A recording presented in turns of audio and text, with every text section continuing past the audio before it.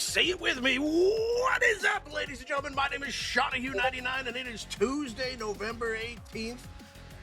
And boy, I really wanted to make a Hinder song reference, but boy, oh boy, I'm just a tired boy here. It is Tuesday, though. It is week 1, season 9. The draft was last week. The games are starting tonight. We have got 14 teams battling it out for the VVHL season 9 championship. And all of that starts tonight. We got a great cast of beauties with us here tonight. You're going to be hearing this voice a whole lot tonight. It's Mr. Say It With Me, be a superhero. How you doing, buddy?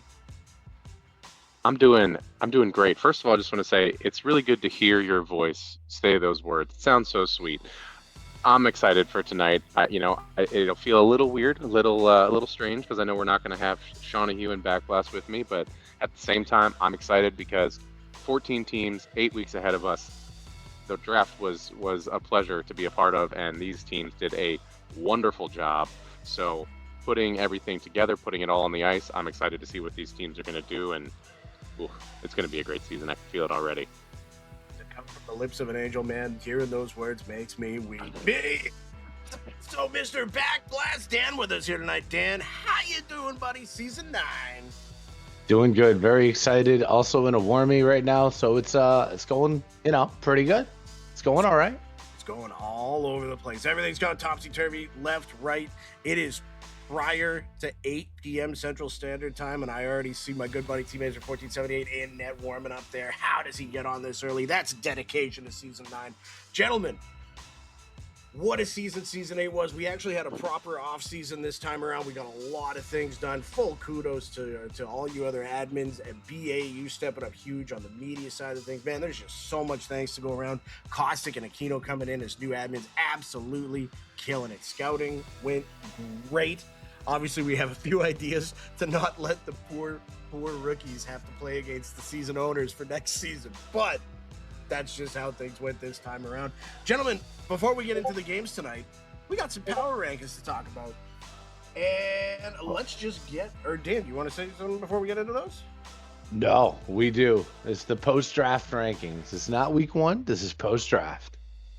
Yes, and we're trying to do drafts, Dan has this whole system set up that's fantastic. There's a lot more input from a larger group of people. So it is, you can't just yell at one person. And I do want to also say, these are for fun. Everybody had a great draft. Nobody's getting crapped on. This is just part of the media and part of the things that we do. So if you see your team on the lower side of things, you prove us wrong, and you let us know that we don't know what we're talking about. We're guessing here. And here's what I'll say is that so mentioned how it's different in how we do things. So in our past, we were blessed to have the Ogre Scrolls, where previous member Ogre did power rankings each week. He really did a great job. It was super just by the books, by the numbers, who's playing well. Last season, Cloud was the one really running the show for a little bit. We had Caustic pitching in.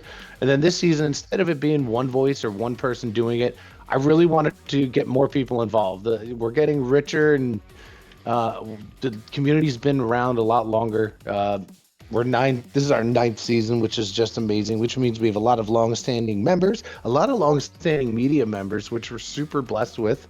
And, everybody kind of knows what they're talking about, and everybody wants to pitch in. So we had 4 different power rankings provided. We split up the write-ups, so it's not all one voice, and also the power rankings are averaged out. So we took the 4 rankings, we divided by 4, and those were your overall rankings, but you'll see the averages for each. Yes, sir. And let's just get all right, a little long-winded. No, hey, I'm still trying to get the stream links all set up, so by all means. You're good, buddy.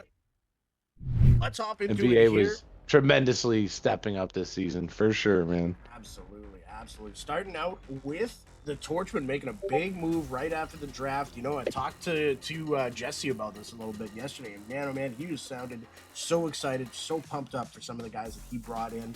And, getting a guy like Torch, it's huge. Scuba Gaming, I've heard so many good things about. But let's just take a look right into the write-ups here. BA, why don't you tell us about the Torchman a little bit? Well, the Torchmen, it's a fitting name because this is a team that during the draft was playing with fire because they didn't make an emphasis on the offensive end of the ice. Now, that's not to say anything against the offensive team members that they did acquire, such as Whistling Cloud, EK Metal, but it's fair to say that those players didn't necessarily have to carry the load uh, game in and game out. But what they wound up doing after the draft is they traded Backblast, they traded Whistling Cloud, and they traded Parks TTV for Torchit, 420, Vidano, and or Vidano, if I may be pronouncing that wrong, and then the extremely versatile Michi 16. So this is the team that started off, saw what they were doing, and Jesse Jen is known for making some changes, is known for wheeling and dealing, and that's exactly what we saw. We saw them make those trades, and we saw a little bit more balance created on this team, a little bit more focus on the offensive side in the trade. Now, what you do have here is a slew of players that still do have that defensive mindset, with even Torchit being a winger defenseman, Vidano being a defensive goalie, a defenseman goalie, and Hatfield obviously very, very capable as a defenseman as well. But and Michi goes in that realm as well as a goalie and can play defense. But then you are looking at where the offense is going to come from, and that's going to be coming from the Jesse Gens of it all, the Torchits of it all, the EK Metals of it all. So this is a team that post-draft made a move and really balanced out their roster. Now, obviously, we're starting off with them, so they are at the bottom of the rankings, and that's just for a question about really that the comfort level these players are all going to have together, and also a couple of their picks or who they acquired are rookies, and those rookies are going to have to really play at a high level. And we have seen plenty of rookies take over, but the question is, can these rookies play at the level of which they're drafted? So looking forward to seeing what the Torchmen are going to be doing. Yes, sir. Yes, sir. Torchman at 14. At number 13, Comeback King and Shamans with the Space Cowboys. Again, had themselves a great draft. It was so hard to put any of these teams in a list, and I'm going to sneeze. Hey, Bless you, Travis. V8, why don't you tell us about the Space Cowboys? And Dan, both of you guys, so I don't have to talk. Take it away, Backblast. Space Cowboys, this is a team that I really like. Comeback is a rookie owner, Shaman's rookie GM. Both were here last season, played at a really high level. Shaman's was a former first round pick.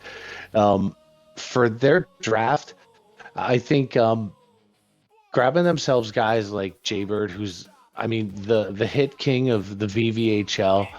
They grabbed Mikey Diesel. They grabbed the rookie and Doughboy, who when I played against and I played with, I believe like one time, but really good player. They have talent throughout. I think the one thing that they don't have is that really big, sexy offensive name. That's no disrespect to the guys like Jaybird, but and I think a lot of that is because they all decided to become owners. So I think that this is going to be a really fun team, a really competitive team. Really is who's going to be the breakout star of the Space Cowboys. I think that's really the only reason why they fell this low. Number 12, the Bravehearts, Jano and Jam Mac, bringing in Mikey PT, Clutch Cookie, Infinite, Kooksy, Wiggity, and FaZe. That's a damn good lineup. Again, it's funny because you're like, how the hell is this team at 12? Every team did so good drafting. So, gentlemen, the Bravehearts. Well, the thing that I really noticed about the Bravehearts is there's no rookies on this roster. This is the team that went after the known entities, the opportunity to feel comfortable from week one, know what you're going to get out of your team, and they did a great job starting early, getting Mikey PT. Mikey is somebody that is always an effective scorer, but also has that flexibility to play defense, can pass the puck very well. Went with the one of two most improved players in Season 8, and that's Mr. Clutch Cookie, a former Silver Fox, so these two know him well. And Mr. Clutch Cookie continues to improve, continues to get better. Not the award is just not for show. It's really showing. He's such a great goaltender, dude. And he cares so much. He's trying so hard. As I was so fortunate to have him last season, and that guy just wants to win, and he wants to play well for his teammates. It's not necessarily about winning, but he hates letting one in. He gets so he does, and he's gotten so much better season over season, and he rightfully went high for that team. Sorry to interrupt there, BA. No, no, always welcome to hear your wisdom. But in the third round, they went with Infinite Madness. Obviously, the perennial winner of the Infinite Madness or most Infinite Madness. But he ended season 8 with top 35 of interceptions per game, and ended season 8 with third in block shots. So we know this is somebody who's very strong on the defensive side, but also has that flexibility to play winger. And you look at the remainder of their roster: Kooksy, Wiggity, FaZe Toxic. These are well-known veterans that are capable of performing at a high level, and their draft position, especially Wiggity and FaZe, should not be any sort of indication of what they can bring to the table. Wiggity always underappreciated, but always showcasing his value. And FaZe, there were games last season where FaZe was scoring goal after goal after goal. So seeing the opportunity of this team to hit the ground running, there's a chance that this ranking is just not going to really showcase how good they could be. As Sean, as you said, though, there's a lot of great drafts, but this is a team I'm excited to see how they put it all together. They finished 9th in season 8, and they finished 8th in season 7. So I'm excited to see if this can really bring them through that next level. Very, very well said. At 11, Hoagie and Buck Neeson and the Slicers returning back, taking goalie Grazer, 3rd overall. Great dude, better goalie. Highborn in net the next round, really loading up on those goaltenders early, followed by Gagoots, which is a huge value in the 3rd. Swoley in the 4th is crazy. Crew 32, don't know much about him. Excited to see it, and it just wouldn't be a VVHL season without Master Collier on the Slicers. Dan, what do we expect from the Slicers this season? I think this is such a really well-rounded roster. I think this is a very Hoagie team. And from a Hoagie draft, I think Hoagie likes playing with players that he knows moves the puck well, unselfish players, understand how the VVHL play style works. It's hard coming into this league and kind of understanding who is who and who's capable of what. He won't have any issues. I think he's got one rookie and a returning long-time vacant elite goalie in Grazer, which he got in the first round. But I think for them is they've got a very talented roster. But as it says in the write-up here, the question is right now, if you look across, for them to really be a cup contending team for this season, I think they need the guys that were all-stars back in season 4, season 5, season 6, the Master Colliers, the Swollies. They need those guys to play at a high level. They keep up with the scoring, and both those boys are longtime Slicers, and they couldn't have been put in a better situation for success. So I'm excited for this team. Yes, sir. Yes, They really sir. focused. They really focused early on the goaltenders, and that gives them the confidence to work with the chemistry that they know that they have with Soley and Master Collier. So I think that's what their mindset was, and we'll see how that pays off. The only question I have about them is who are they going to reverse sweep in the first round? Because, stay with me, death taxes and a Slicers game 7. Mm-hmm. Now, we've got a crazy, 4-way tie for 8th with all the math?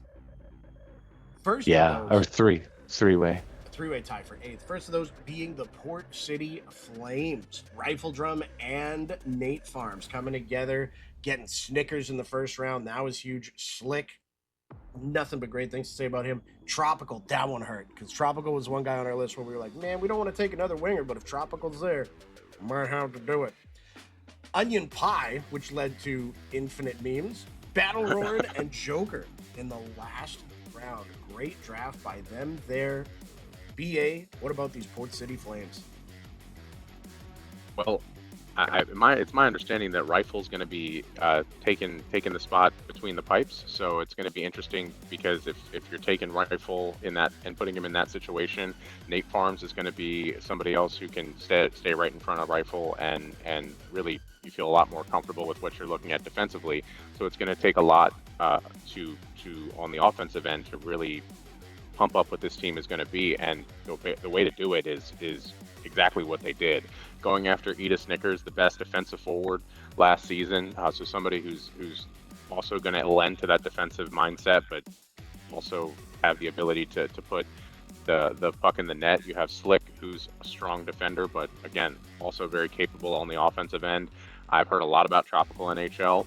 Onion Pie, like you said, Shawnee Hugh, there was nothing but constant conversation over that name, and interested to see how that Onion Pie does well on an iced environment, and how that holds up, whatever kind of pie that actually is. Who knows?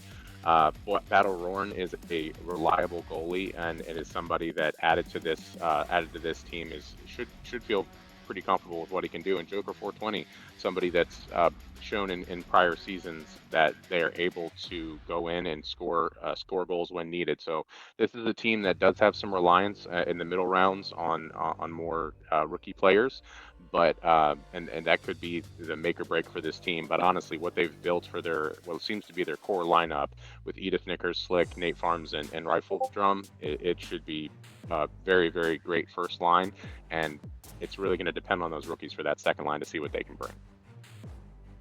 Everything okay? You've barely touched your onion pie. I'm going to be saying that all freaking season.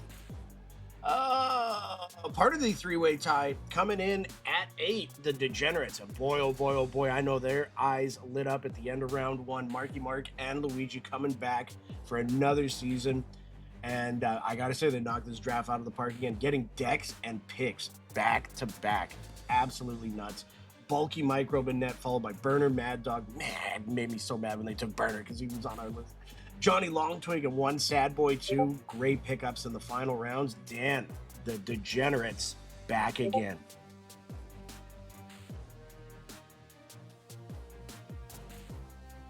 Well, Sean, I think that you're actually pretty cool and that everybody loves you. And well, I'm taking this one then. What can you say more about Marky Mark and Luigi? Both of these guys just eat, sleep, and breed. Whoa. Breathe. That's dedication. Eat, sleep, and breathe winning in this league. So, I know it's been very fun to see the evolution of these guys as not only players but owners, because the first season they drafted me, that was a rookie mistake, and they got a lot smarter from there. So they've absolutely knocked this one out of the park, and I couldn't say enough nice things about them to say how I truly feel. They are, I'm really excited, wishing them nothing but success this season, and I hope we meet them in the finals and they enjoy the sweep. I also say that it's absolutely crazy that they traded back from 4 to 14 and still wound up getting decked 14. That blows my mind. 100%. 100%. So great job by them. Really excited to see how that team comes flying out this season. Up next, the Arctic Tigers, a new ownership group here with Mewtwo and ISO. Two very, very good owners right there, and they just got better, picking up Yeti in the first round, Prime G-Funk in the second. Hey, there's Gritty in net for him. That's huge trouble for everybody else in the league. Getting Gavish as their second goalie in the fourth round. J-Men Fish and Big Truck. They got Big Truck in the last round. Who let that happen? I was part of the group that let that happen. But still, that is crazy. Dan, if you're back there, tell us about the Arctic Tigers, who now spell their team name right. John, if I could just circle back on how cool you are, that would be great, instead of talking about the Arctic Tigers. BA, take us away on the Arctic Tigers. All right, can do. So we talked before the draft about the versatility of the Arctic Tigers, also in the spelling of their name, the versatility. But Mewtwo is somebody that is a very, very capable player in a variety of positions. One ISO capable in a variety of positions. This season seems like he's going to be focusing more on the forward spots, but has shown the ability to play in net as well. And that just continued. Nihilistic Yeti, who, if I'm not mistaken, started his career in the Sixes League and then transitioned incredibly well into the fours. And Yeti is somebody that can play winger, can play defenseman. I'm a little biased because they got ready to go back in net, which I'm very happy about. I missed him as one of the goalies in the league, and they have J-Man Fish, who was able to have some very big games last season as a scorer, but also can play in net. And same thing goes for Big Truck, capable in that, but also able to win the face-off. And that this team is interspliced, if you will, with some young guns and G Crazy and you said, how did you pronounce it? Because I want to say Gabesh. Gabish? There we go. That's what it is. I don't know which one it is. Either way, and interested to see what those contributions are going to be, because Gabish is defensive goalie and G Crazy's another pure forward. So seeing that combination of all of these different unique skill sets, all of this versatility, that I really thought the scary part about what this team could do was build up an incredibly diverse team, and that's exactly what they did. And again, Big Truck going 6th round, travesty, but one of my favorite players to watch. So looking forward to seeing what this team can do with what they put together. Absolutely. We are getting closer and closer to game time, so full credit or kudos to the other teams here, but we've got to fly through some of here. We got the Great Lake Mammoths, Vin and Obi the Great, a crazy good tandem right there, getting together, taking Henny in the first round. I know he was on a lot of lists. Boss Games in the second, big pickup there. Zion, Why Am I So Raw? Awkward moment at DBC 11. I know DBC was getting a little scared towards the end there. He said he was really happy to go to this team, so shout out DBC. But yeah, this is two guys that were very, very, very... Oh, Yeti started in the FL. Oh, okay, that's right. I know we had a bunch of really good guys that ended up in there to start things off. Yeah, so that's what it was. Yeah. Very, very good team here by two guys that I know are super passionate about winning. They were chomping at the bit for a while to get a team here, so I know they're very, very excited.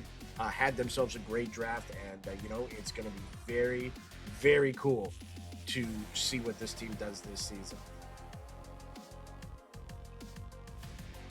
In 6th, got a minute each for the rest. Yes, yeah. In 6th, we've got the Dreadhound Zephyrius, Crave Dog starting things off. Big goalie and Aviator in the first round.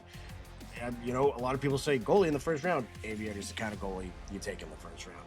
Mayors getting right back in line with Crave Dog. Those two guys work so well together in the second round. Booyah Achieved, Karuna Cat, That Man J, and VTech rounding out the rest of their draft. So a lot of skill there. BA, the Dreadhounds are looking primed this season. Wow. I'm comfortable talking about this team.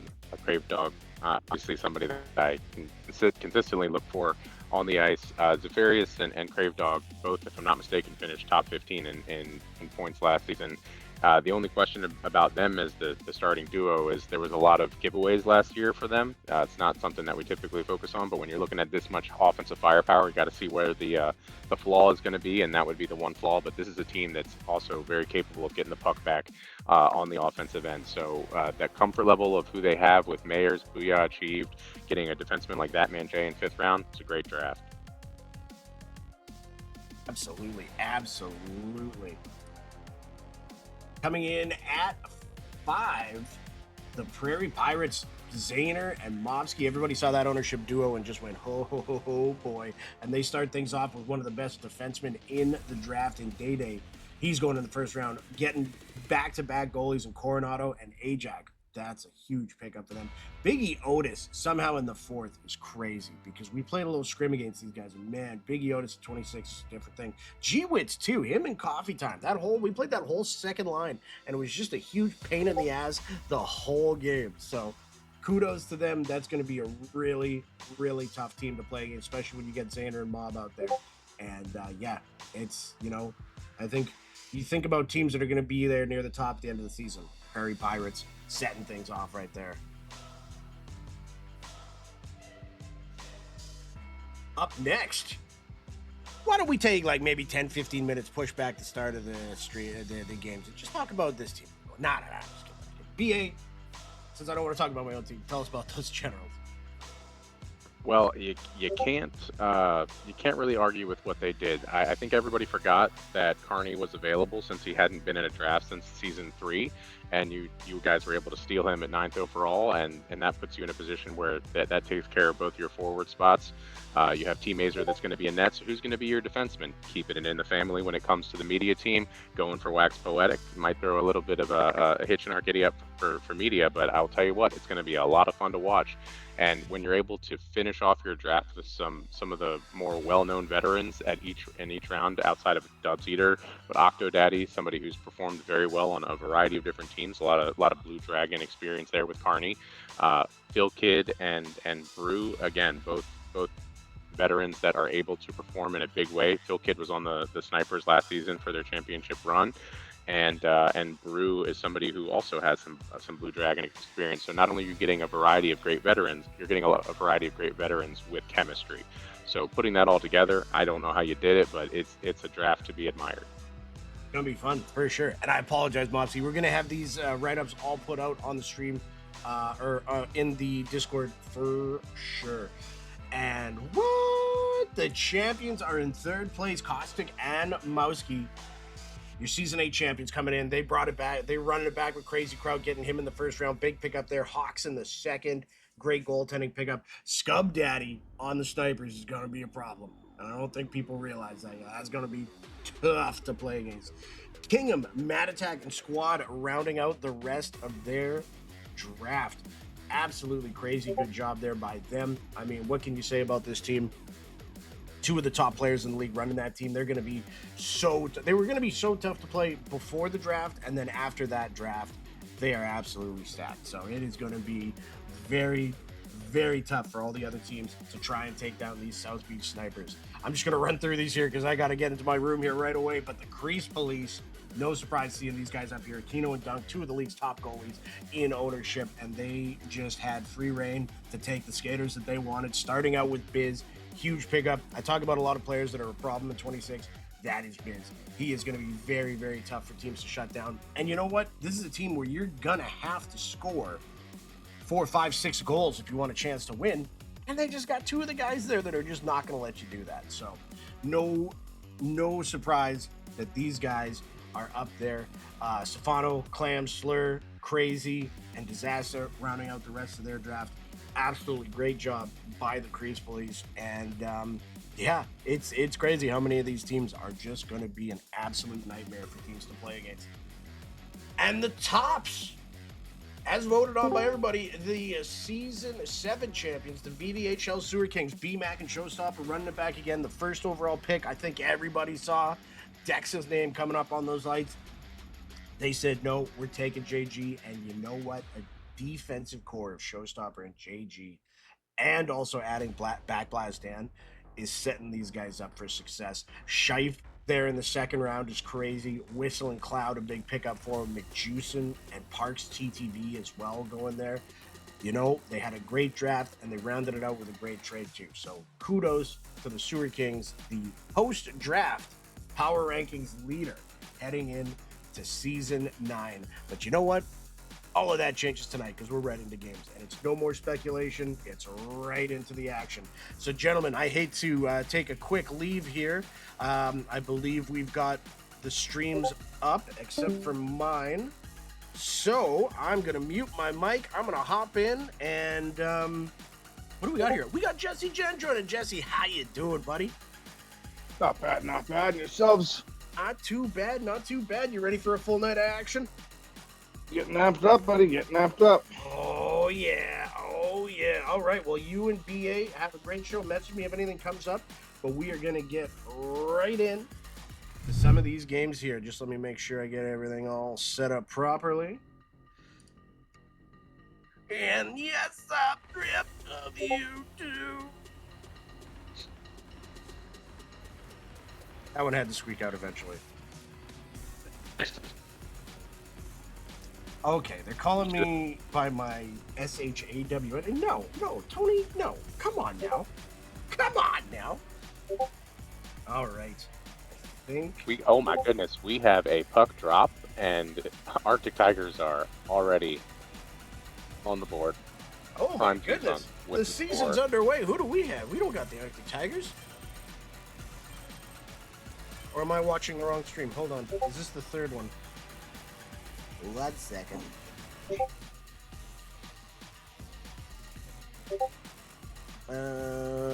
Oh, they are. I have the wrong stream up. Whoops. There. Get that there. Get that there.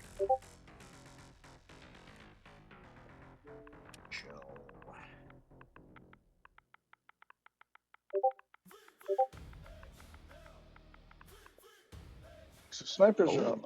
Sorry, the taggers are on them. Looks like Already we're an still even waiting game. on. There's Silverset. Huh? There we go. I'm loading up here, gentlemen. All right, gentlemen, message me if anything comes up, but we should be all set. Thank you so much for watching us, everybody. You are in beautiful hands with these two guys here, and I will talk to you guys in a bit. Thank you for the for joining, Jesse Jen. Most appreciated. Thank you for having me. Some good action going tonight. It's gonna be a good one already with the taggers already on the board. Seth, which is going to be looking to go even that out.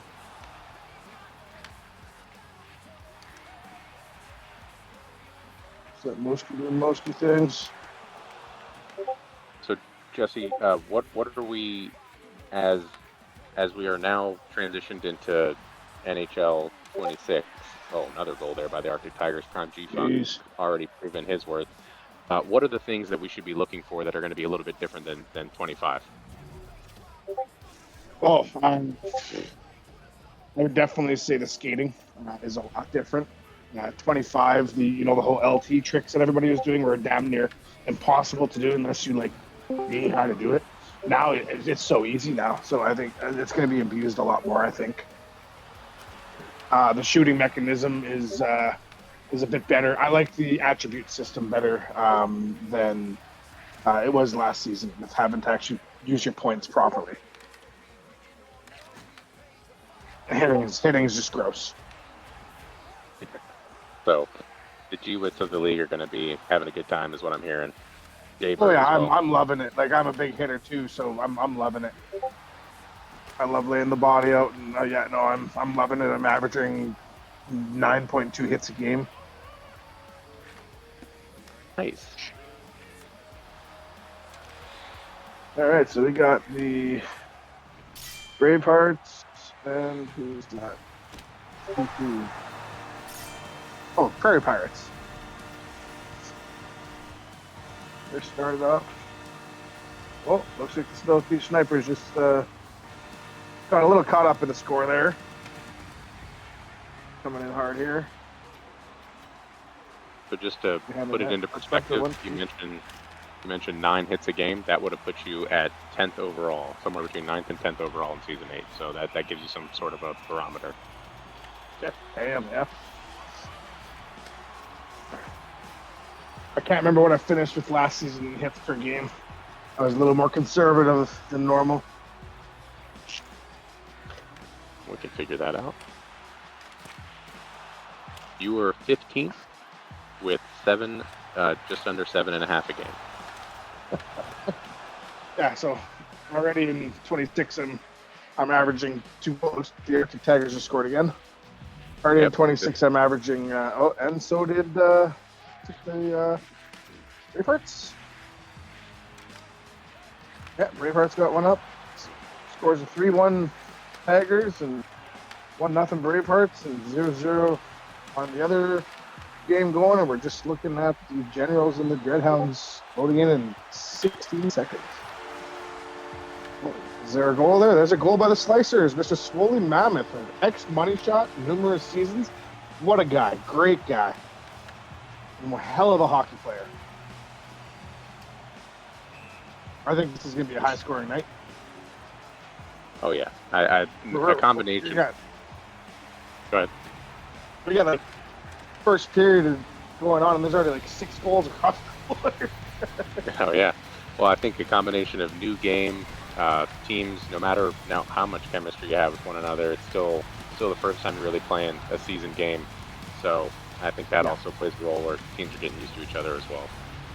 Big time. Because, yeah, you can have all the league play is a lot different. And the Tigers just put another one up. League play is a lot different than just jumping into pubs. Mr. ISO burying one. Another.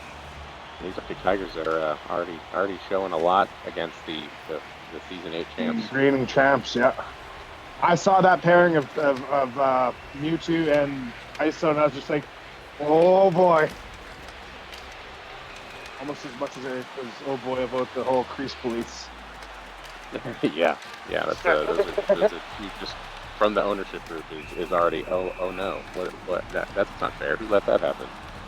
Right? It's like, oh, there goes part of my draft list. I got to revamp that now. If I start planning my draft list before I've even like gotten approved as an owner. Oh, that's thinking ahead. My draft list starts in the middle of the season, the current season. I start thinking of what I'm going to do next season. If I'm going to, what ideas, who I'm looking at. Doesn't always work out like that, but okay, we got Reaper's coming in, trying to break. Well, looks like the Tigers just... Oh, that's play of the period. So, quick recap. 1-0 Bravehearts. 1-1 on the Slicers. And... Oh, never mind. I spoke too soon. Slicers down by 1. And 0-0 with the Generals and the Dreadhounds. See Sean, I think I can think of such a degenerate. It's been 2 seasons since we've seen him. Yeah. It's exciting to have the Generals back.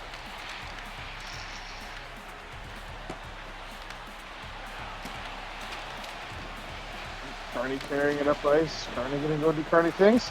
Ooh, and he gets stuffed.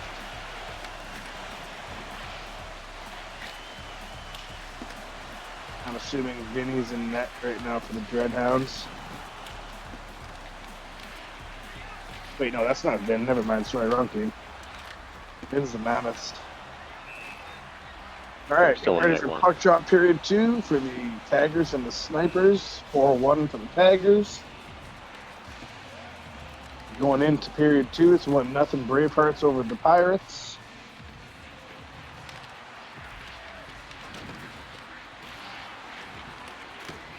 What a save by the Slicers. Beautiful cross crease, and the goalie just said, not today. And that's exactly why the Slicers attacked the goalie position in the first 2 picks. Yeah. Oh, that's Grazer? Okay, yeah, Grazer is a hell of a goalie. Understand we haven't seen Grazer in the VVHL since season 1.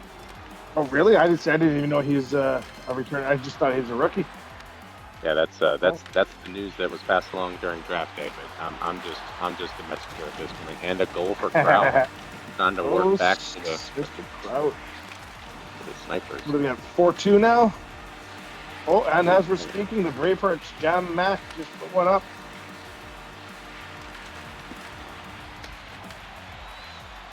I think that puts the Bravehearts at 2-0.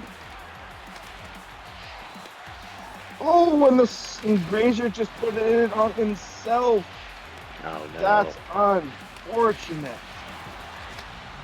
It's one of those ones where it hits him in the chest and drops. That's I'm noticing in 26. A lot more of these garbage EA goals where goalie makes a good stop and then he moves and it just goes through him like he's not even there.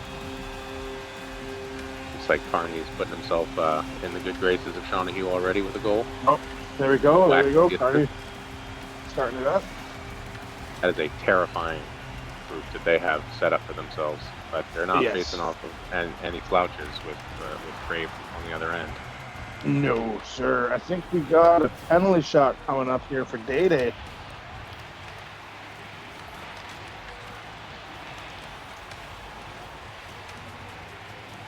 Big save. Oh, and it looks like these Snipers just put another one up, closing that gap a little bit more. I think that makes it 4-3 now. 4-3. The Sniper said, no. We're not going down. Not without a fight. Not so fast.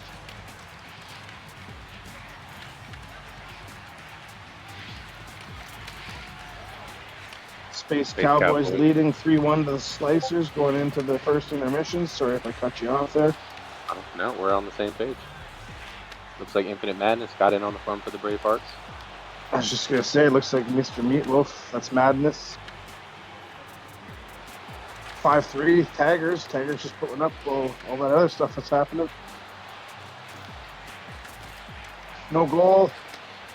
So, let's see. 3, 4, 12. So, we're like second period in most games, and we're already at like 16 goals between the 4 games. And that's one of the things we heard about switching over to 26 is that the goal counts were going to get high. We were thinking that I heard. Oh, there's another one. Heard that it wouldn't be crazy to see 20 goal games between the two teams more frequently. So looking to see how that changes over time. But the Prairie Pirates, if I'm not mistaken. Yeah, they are going to be a team to definitely look out for. Generals leading 1-0 going into the first intermission.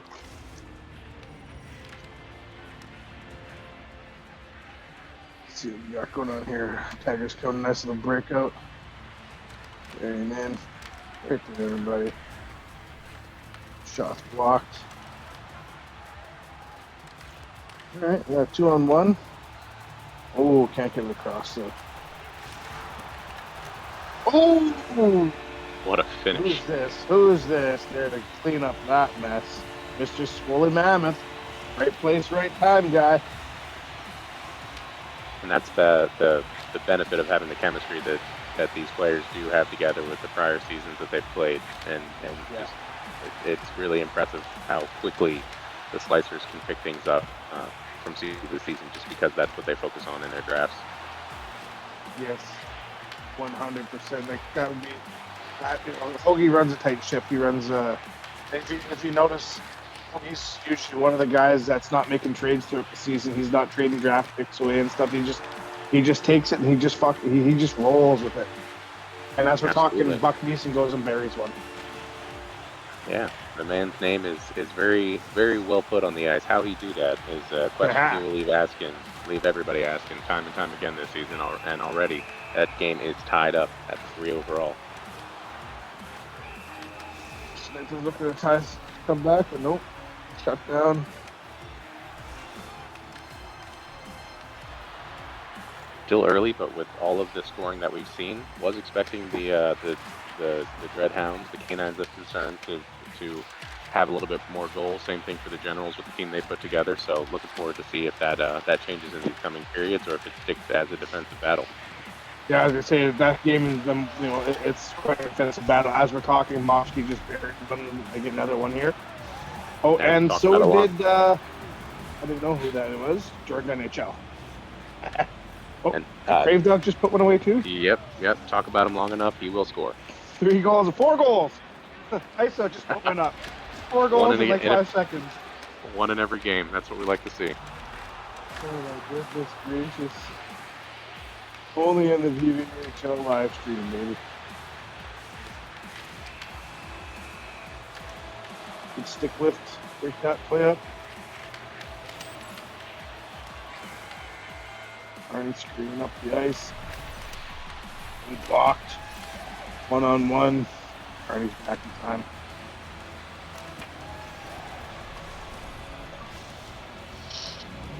Get a reset here for the Pirates. Oh, looks like there's just a goal there. Yep. Furious. Getting in on the fun. 2-1 Redhounds. 3-3 Pirates and Bravehearts. 4-3 for the Space Cowboys over the Slicers. And it looks like the Arctic Tigers and South Snipers 6-3 going into the third period. It's been rare, but we've seen Voltunic play out before. Very well known. Oh, there we go. There is a goal. Very well known for his play in net. Oh, is that Ferris? That one was Swoley again. I was looking at the Zeph goal. Oh, no, that was a great goal, too. But I'm just interested to see what Tunic brings out on the ice more consistently. He played so well in net, so excited to see how that goes for him because we've seen him play here and there, but with more consistency, we'll see how he aligns versus everybody else in the league with the goal scoring. Yeah, and I've noticed a lot of top-end goalies are top-end skaters because goalies see the play all the time. They read all the plays. And looks like Xander just buried one while we're chatting here. Yep. So did the Snipers, I think, just pull it up. looked like it. I think it was Kraut. Yeah, Could be wrong on 6-4. that. What's Kraut beat? Oh, and Swoley just put another one away. Holy. All right. Swoley's all over the board tonight, baby.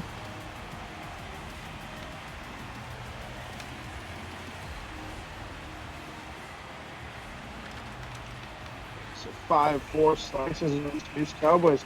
Isn't it amazing? Last update it was 4-3 for the Space Cowboys. 2 minutes Quick later, turnaround. how much things change, man. Slicers coming in. Let's see. That's why leads in the VVHL are so fleeting. Yep.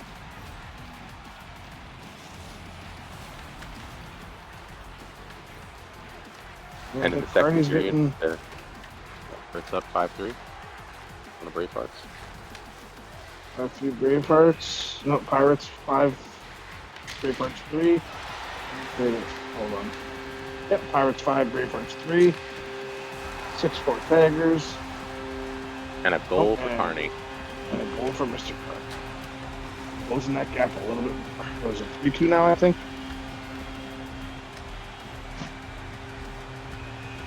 You are correct.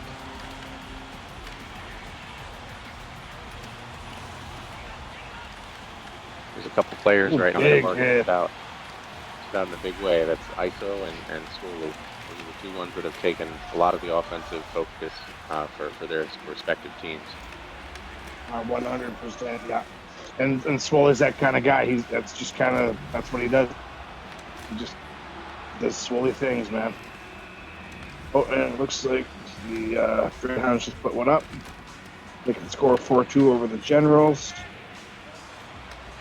6-4 still for the Sniper. The Tigers over the Snipers. Snipers are really trying to narrow that down. Make that 6-5. Beautiful 1T goal by Shower Kraut. Pass to nowhere. Goes back in the Slicer's end. It's in the period. Going into the second period. Third period, I apologize.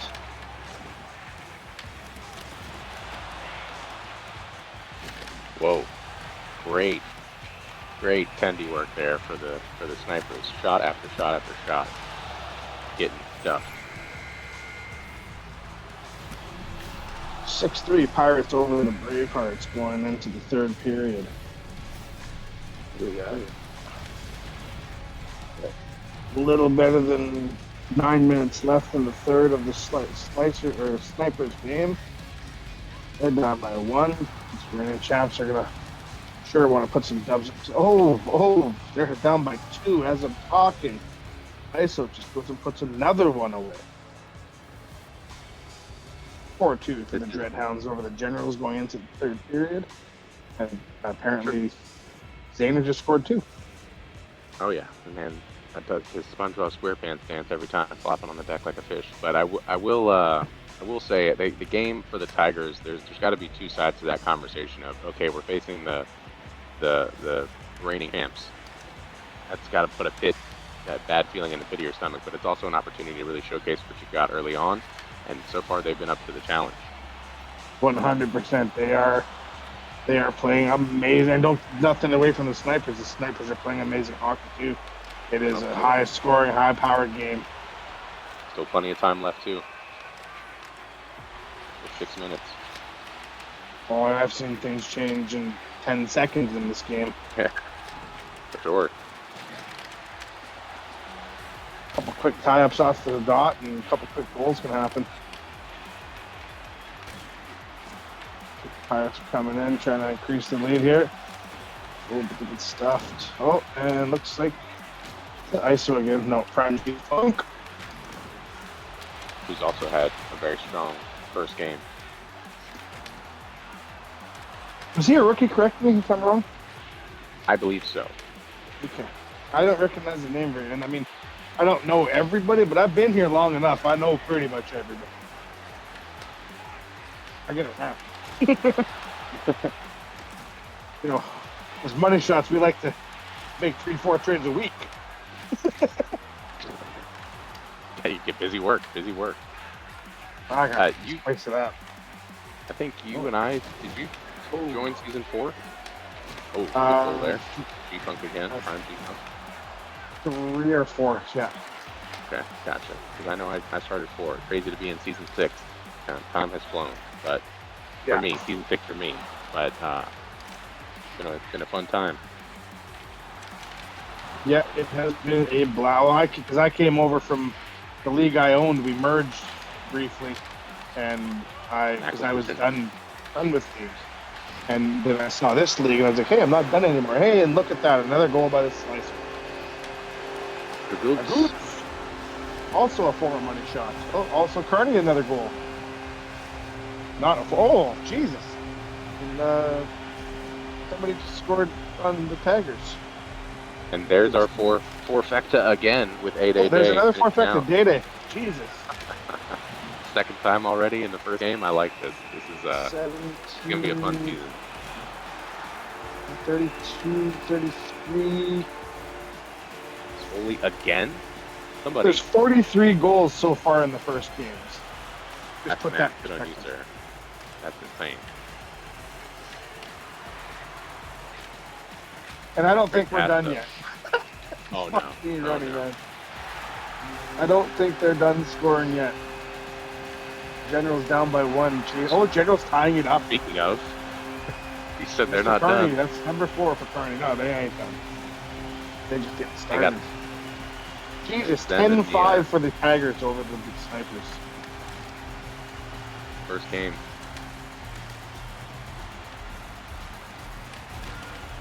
Seven 3 for the Pirates over the Bravehearts. 7-4. Jesus, you started me, honey. 7. I can hang all that stuff for you. But you were calling me, honey. No, we can do No, my wife. Oh, and the Snipers put one up here, Mr. Oi Caustic. Yep, same with somebody over there, Mr. Jordan NHL. There's another one for the Space Cowboys. Pirates are dangling around, doing some things with full pressure. What do you do? To be honest, Diesel has written the name Space Cowboys for me. Kearney just won another one. Of course he did. Scored another one, I mean. Diesel What a save by got Grazer. With his wheels constantly. So these Snipers fall to the Tigers 10-5 in the first game of the season. That's got to leave a good taste in the Tigers' mouth. I think the Snipers are going to be looking for some retribution next time they face them. And it looks like the Prairie Pirates are 7-3 over the Bravehearts. That was one hell of a game as well. Prairie Pirates being a rookie team, definitely happy with that win. 100%. First win of the season, first win of the franchise. Give her tits, boys. Congratulations, Zena and Bob. 2 games left here. General's down, up by 2 over the Dreadhounds. A little better than 5 minutes left. A little better than 4 minutes left from the Slicers, who are up by 2 over the Space Cowboys. And we have been joined by the owner of the Slicers, Hoagie. Mr. Hoagie.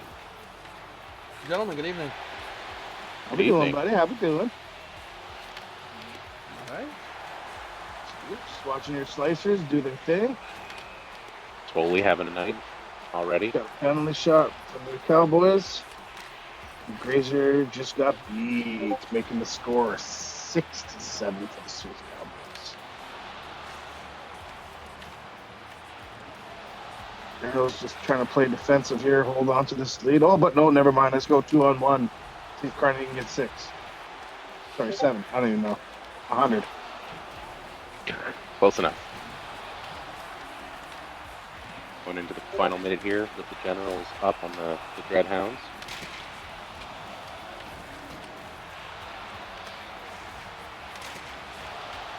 Dreadhounds trying to make something happen. We've seen Crave Dog with mere seconds left on the clock and still tie up games and take things into overtime. They got to do some work with 2 goals, but it's still possible.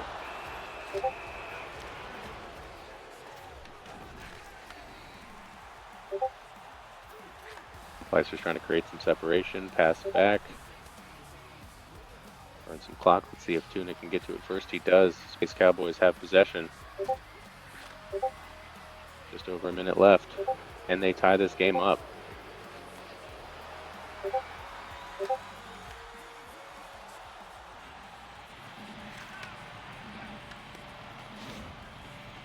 Slicer's able to get possession back, and right now they're going to play the waiting game. See if they can burn some clock, but Eric Pass gets its way to Jaybird. Great hit there by How He Do That. Buck Neeson gets possession back to the Slicers. Goal. And That's there it really good. is. And you know Oh, what? God. How'd he do that? Exactly. I mean, it's hard for me to commentate, but that's a huge insurance goal right there. I mean, there's only 20 seconds left, but those 20 seconds, like, anything's possible, right? So, an insurance goal like that is always a big thing, as seems like and big goal by Scully again. That just helps it, and Devils hold on. So, Yeah, coming back to get that win. That's a big win for them. Carney already proven his worth, like he needed to prove anything.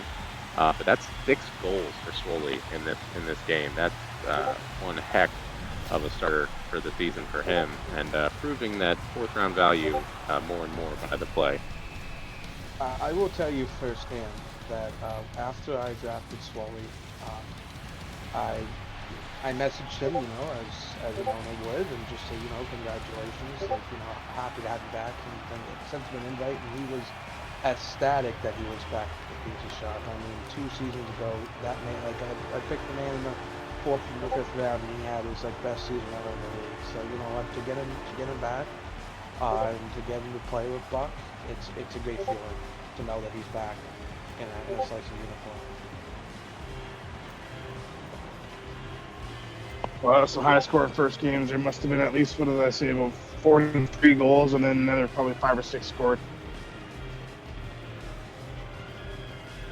If that's a sign That's of just things in the to 4 come. games we covered. Right. That's a sign of things to come. We are in it for a good. We're in for a good night, if I can get the words out.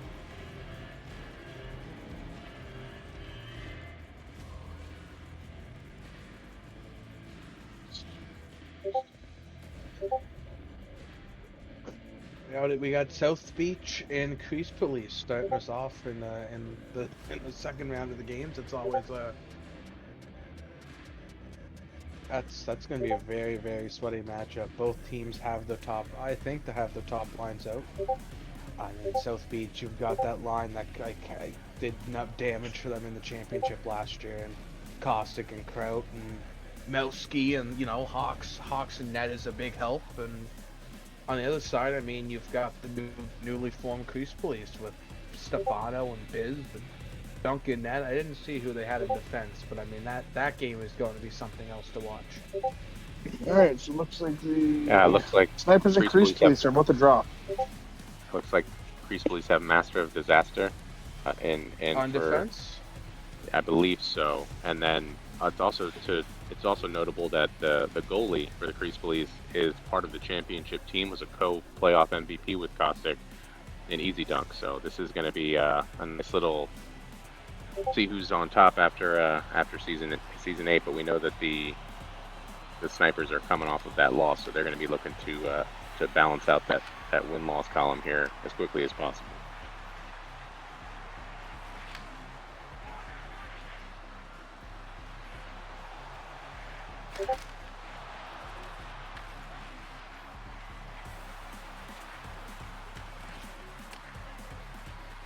And I got to be honest, I'm excited to see what the Stewart Kings are going to do in their matchup with quite the line out there.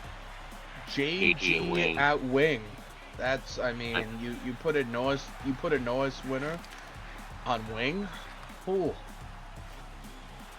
That's a huge help on the defensive side, but I mean, does he have the offensive touch to help out with Scheif up front? Those two seem to play off each other so well no matter where they get a line, so I would be shocked if they didn't. They Cloud and Net and Backblast Dan at D. That should be a great passing team. And Biz getting the Crease Police on the board for the first goal of that game.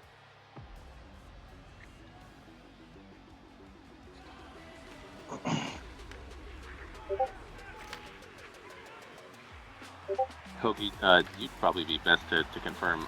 I'm of the understanding that Grazer played in season 1 and then is coming back now, or are you under the impression Yes, he's a rookie? Grazer was an OG. Okay. He played in season 1. I barely recognize the name, but he's a friend of Buck Neeson's IRL. Like, he's a friend of Buck Neeson's IRL, and you know what? It's great. It's great that we have him. He's a great guy to have in the room. Great chemistry guy. Always looking to play. Always around. Always active. Right. And, to have a goalie like him and have him paired with Buck on defense, it's a nice pair to have back there, and you can trust him in big moments. All right, so the Torchman and the Tigers are supposed to drop. That's right. We got as you mentioned, Kraut scored for the Snipers, so that game gets balanced. Snipers tying that up, yep. Slicers and Degenerates are getting ready to start. We will see the newly formed 14 and 15 picks and DMD decks and Pizza Funk up top for the Degens. All right. So the Torchman just lost by 1 to the Stuart Kings last game, and the Arctic Tigers just beat the reigning champions 10-5 this game. So Tigers are going in hot, and Parchment are going in. They've played well against that team. Lost by 1 against the Kings. They're going in. They want to win here, I bet.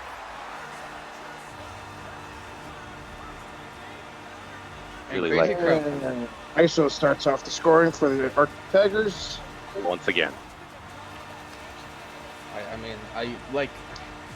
I had ISO a couple seasons ago in the Slicers, and that guy is just it's a guy you want to build around.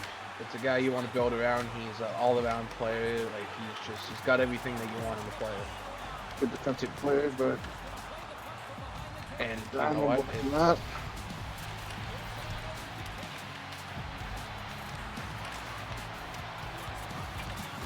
What a save by Hobbs. Fortunate little backhand shot. It's right for it back.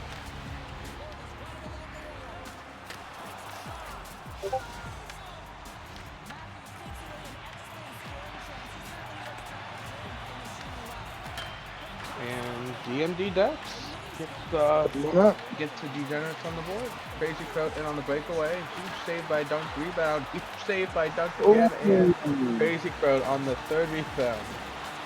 Lots it in. The hat trick for him in the first already. ISO again for the Tigers. ISO again for the Tigers. It's just so slippery.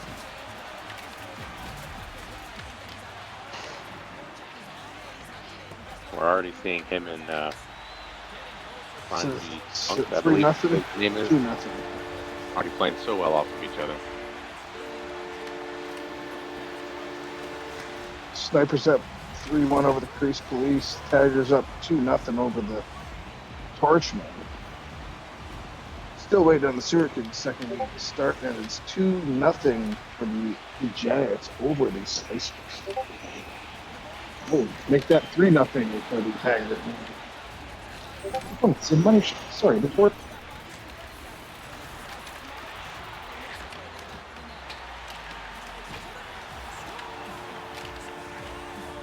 Oh, and there we go. There's a goal for Mr. E.K. Metal putting Horseman on the field.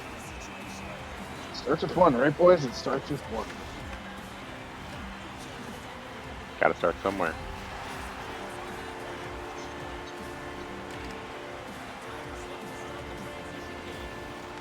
Swoley picking up where he left off.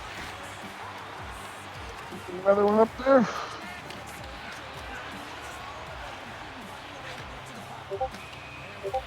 Nope. So is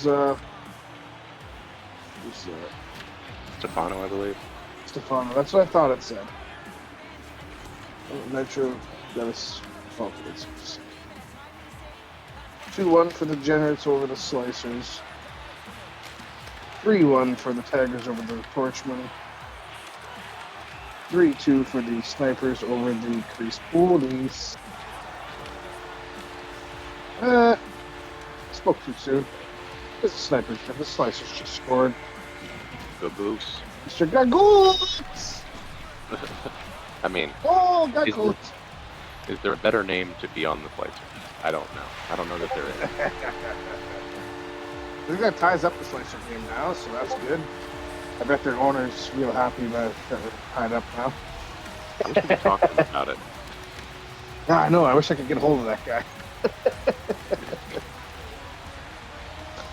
Oh, looks like the Dreadhounds and the Surkings found each other. Metro with a nice save there. Oh, looks like another goal for the Slicers. The Slicers. And Mr. slowly Swoley again. Mammoth? Man, keep the puck away from that guy. All he's doing is scoring, man. Just kidding, Swoley. I love you. Have not had an easy start to their slate of games. Starting off with the Generals, now going to the Sewer Kings. It's a tough start to the season. 100% off. I looked at the Torchmen's start to the season. We had the game 1, the Sewer Kings. Game 2, we've got the Tigers here, and then game 3, we've got the Snipers. So you're really in for it. Yeah. But you know what? Builds character, baby. Oh yeah. Like I said, they played well against the Sewer Kings. See how they do against the Tigers here. They're, down by 2. Looks like they're playing decent hockey. Speaking of decent hockey, the Slicers are up by 1. As are the Selkie Snipers.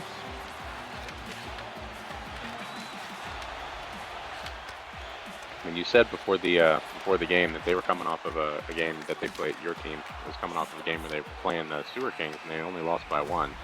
Calling part of the Jesse Gen team, even GM or owner, is play hard. I mean, no doubt about it. Doesn't matter what's going on. You guys always able to put out teams that are playing at a high level in terms of effort and also skill. So I'd never doubt that for a second. So interesting to see how you guys will fight against this really tough lineup. But Gagoose with another one. Another one. Oh, Gagoose.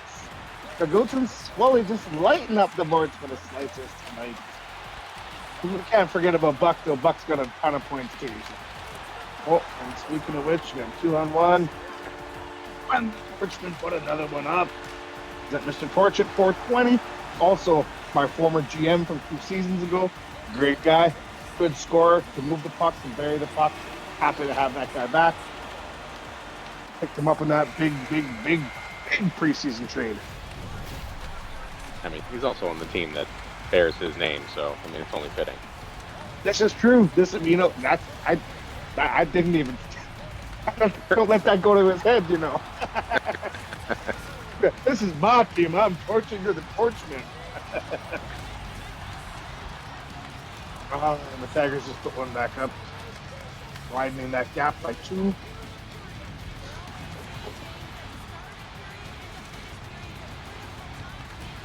Prime G-Funk having a good start to the season so far. Working well off of the 1 ISO. Oh, it looks like this is Slicer period end okay. Alright, so we got 4-2 Snipers over the Crease Police in the second period, just halfway through the second period. 0-0 for the Dreadhounds. Never mind, I spoke too bloody soon. JG just put one up. Quickly answering the question of what happens when the defender goes number 1 overall and expects to play offense. Well, when you're JG, nothing changes. He's still just going to continue to do what JG does, which is everything. And you know what? Yep. That there's a word to describe him, and the word is protean, which means versatile. And that's exactly how I would describe JG. He is extremely versatile, extremely dangerous. It doesn't matter where you play him, the guy's going to be able to perform, and it's proven early. For sure, that boy, he can do it all. I don't know if he plays net. Maybe that's the one thing he can't do. But you know what? He probably can. He's probably phenomenal at it. So now, next time they're listening to this, and next time we play them, They're going to put JG in net just to prove. See? You had to poke the bear.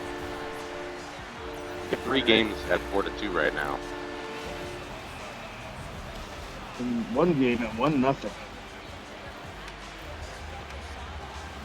Oh, penalty for the Tigers. That's no bueno. That's no bueno. Where is this penalty at? I'm trying to figure out. Oh, there. I think they got the refs on the payroll. Way to stay with them, Nitro. Makes a big save. That right now is a big save.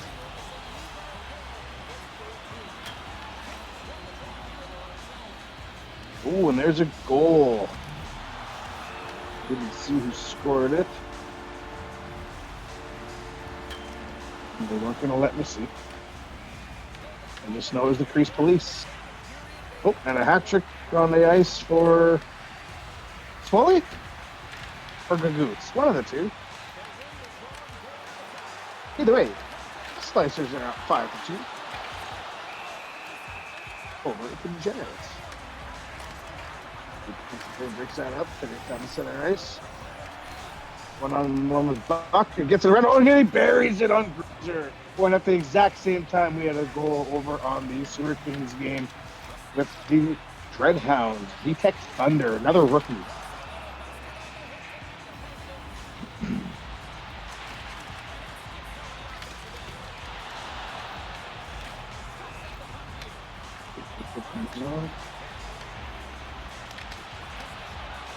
Slicer's moving the puck around on the point. Looking.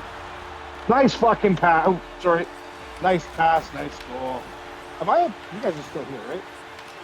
Yep. Okay, I just realized I'm like totally monopolizing here.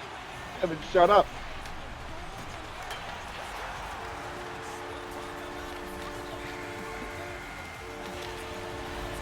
Oh, and as we're realizing I haven't shut up, safety, Torchman just put one up. Kurt Camden, I think that's Mr. Vagano. It's 4-3 for the Torchman. Sorry, for the Tigers over the Torchman. 1-1 going into the second for the Sewer Kings Dreadhounds game. 6-3 for the Slicers over the Degenerates in the second. All similar. Oh, and there's a goal for the Tigers. Very similar to start the game first games. Not just the once again. You get close and just I get another one in, eh, Tigers? I'll shut them down. Speaking of which, looks like the Degenerates just put one up, closing that gap just a little bit. Score 6-4.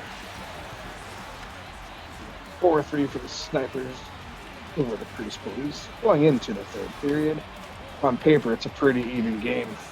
Shots are even, time on attacks even, passing, face-offs, it's even game on paper.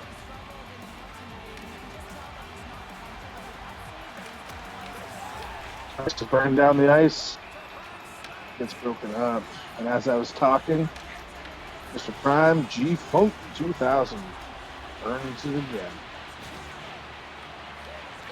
These Tigers are making a statement on Tuesday nights that this is going to be the line that they keep. It is not going to be a fun play for anybody. They're playing so well off of each other on the offensive end. Oh, it's just, yeah, it's nasty, the things that they can do. They are very, very in sync. And as speaking of in sync, look at Swoley Mammoth getting after. Heaven forbid we talk about somebody else, Swoley. Right? Like, geez, Swoley.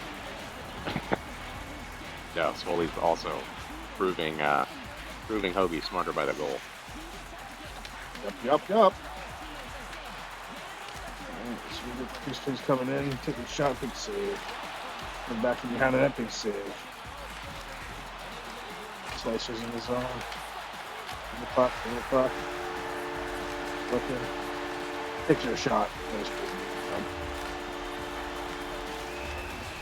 Is gets smacked, but that's a penalty shot we got coming for. I believe it'll be for the Snipers.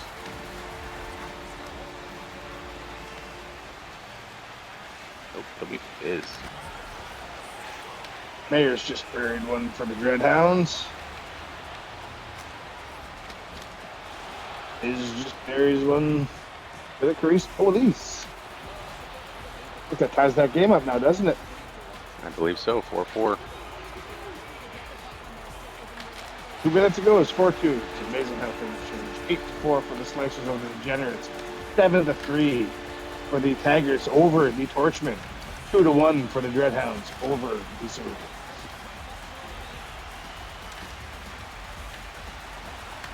We're about midway through the second in most of these games, except for the Priest Police game, which is in the third. And the Tigers just put another one away. Who's that? Mr. ISO again.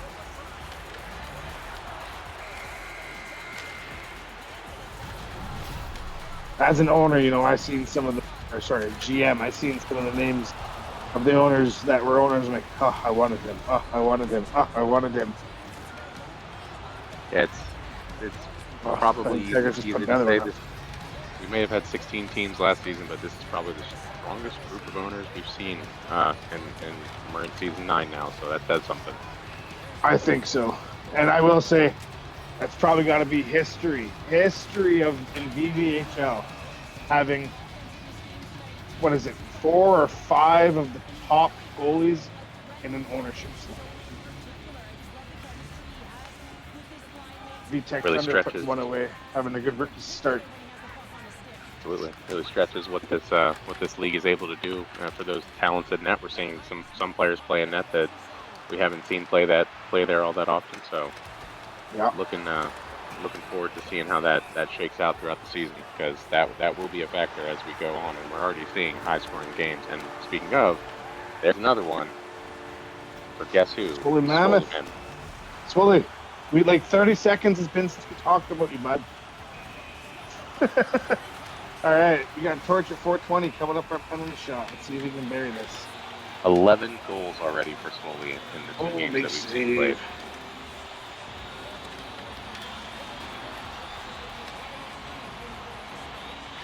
9-4, Slicers over the Degenerates. 4-1, Dreadhounds over the Kings. And Whistling just took out whoever skated into him. Not in an illegal way. Just you skate into the goalie and you're going to go down. And he went down, and a big goal for the Sewer Kings. JG again. Mr. Hollywood. One ISO at the same bloody time. Let's see, you got Swoley coming in for another one. Is this what I'm watching? I think that's what I just watched. Oh no, it's period break. Okay. Let's get away from him for a second.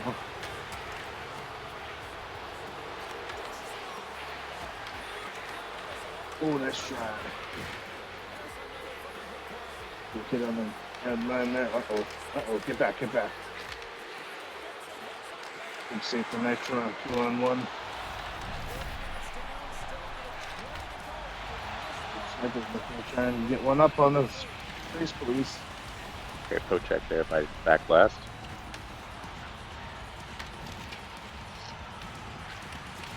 Did you guys just see that little drop pass JG did in the fucking neutral zone there? That was disgusting. Pardon my French. Uh-oh. We got the Dreadhounds in a breakaway. Oh, VTech no match. finish. I think that's a Hattie for VTech Thunder? Yes, it is. Boy, rookie season, rookie game, opening night. Look out. Good block. 9-3 Arctic Tigers over the Torchmen. Big poke. Got a minute left here for the South Beach Snipers. 4-4 game. Going against the Crease Police. We thought this would be a great game heading into it. It has not disappointed thus far. Oh, what a save! Dunk taking this game personally, I'm sure. Trying to make sure his former team doesn't get ahead of him in the Yup. is on the move, but Mowski says Generous not just put one away. 2-on-1 opportunity. Bostic can't finish. We got 20 seconds left.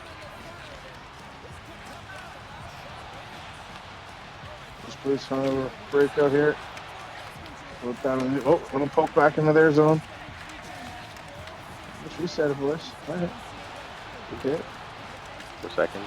3, 2, and we're going to get to witness our first overtime on the stream for the season in a game that we were very excited to see. Has a lot of different storylines going through it. Couldn't think of a better game to hit overtime. And ISO just mercied the Torchman. 10-3, just in the beginning of the third. Tough game. Those taggers. That is a line to look out for. That line tonight. That's 20 goals on 2 games that line's put up. Speaking of 20 goals, what was that? Swoley that just scored another one? Of course.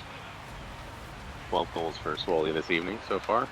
I'm just going to take a second here to say some credit to Itsuki Aquino. He saw the rankings, saw that tie for 8th and where the Arctic Tigers was, and he said, this is wrong. This is not where they should be.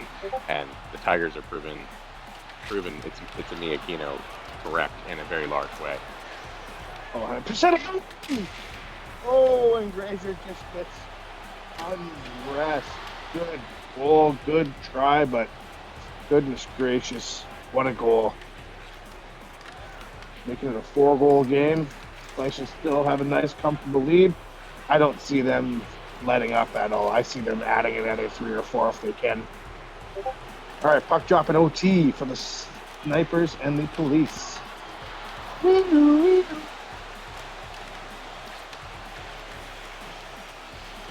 British Police. Oh, breakaway. Oh, big save for Mr. Young.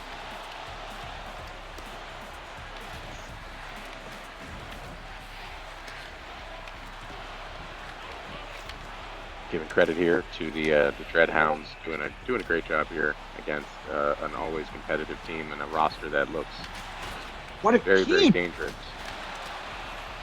What a save! Great job.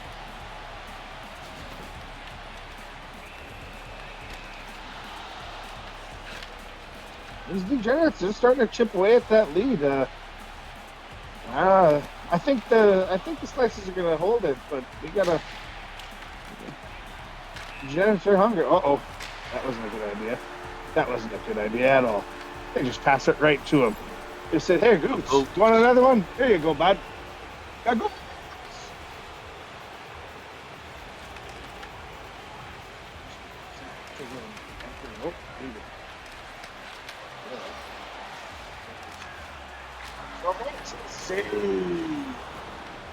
Big VTech hit. under. Big hit. Once again, scoring for the Dreadhounds. VTech is really doing a Just great coming job in, of trying to win the game. improving his value as a 6th rounder. Oh, good D. What a breakup of that play. 7-11. Degenerates just like, hey, 7-11. I should win a Slurpee.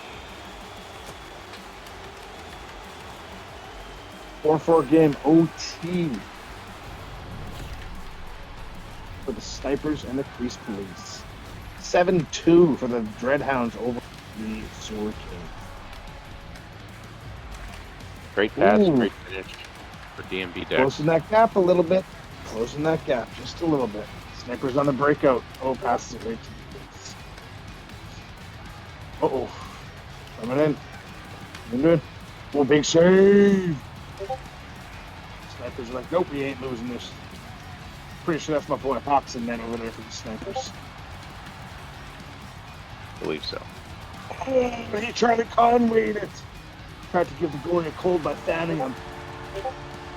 JG again. Breakaway. JG, a trifecta of goals, a hat trick, but he is the only offensive contributor thus far. So that's something that the Sewer Kings are going to look to right here in the last 7 minutes and 22 seconds of this third period. I just got to say here, we got a minute and a half left in that Slicers game, and it's a 3-goal game now. Closing the gap. That gap is closing, and there is time to. There is time. And the Degenerates do it. You got to give credit to the Slicers. Oh, Though. 31 I shots think on goal. we just had an OT win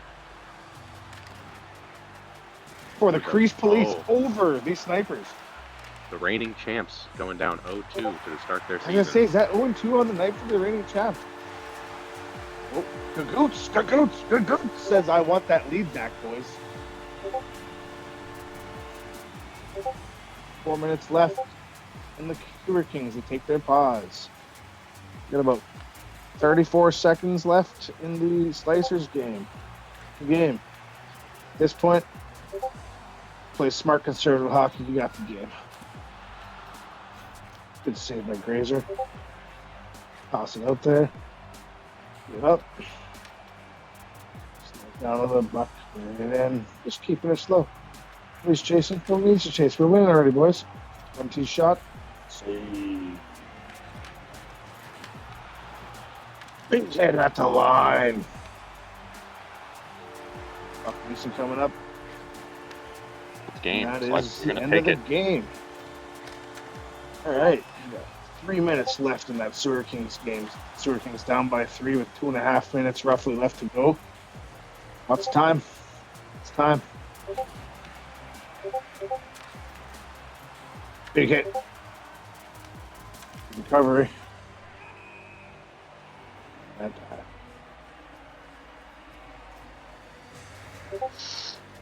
The shots on goal separation is only one between these two teams. It's just been a matter of better opportunities, taking advantage of those opportunities for the Dreadhounds. So we'll see what these Sewer Kings can do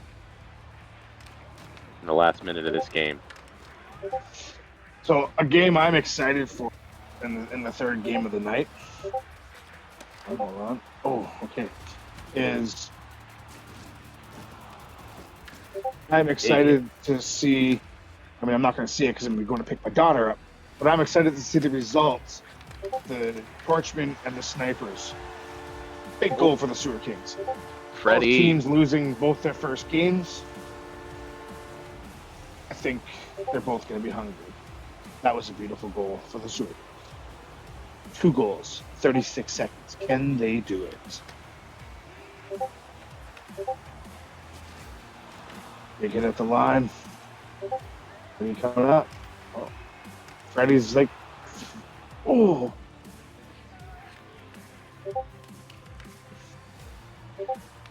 "19 seconds, 2 goals. They need 2 quick ones."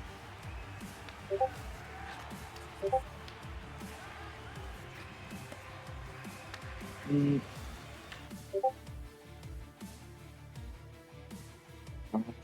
4, 3, big saves. Oh, Gets number 4. 1 second left. Going to take a lot of magic for this next goal to happen, but That's actually 0.0 on the clock. no time left. I take that back. Quite a finish Wow. there, but credit to the Dreadhounds for coming back off that loss from the Generals in Game 1 to put it to a very, very talented Sewer Kings team. And although it got close, they came away with that victory. That was a great performance by them. Some very good first few games of the season here, boys. I gotta sign off. I'm gonna go pick my daughter up from judo now. Y'all have fun calling this last game. Been a slice. Catch you next time. Sounds good. Drive safe. Thank you.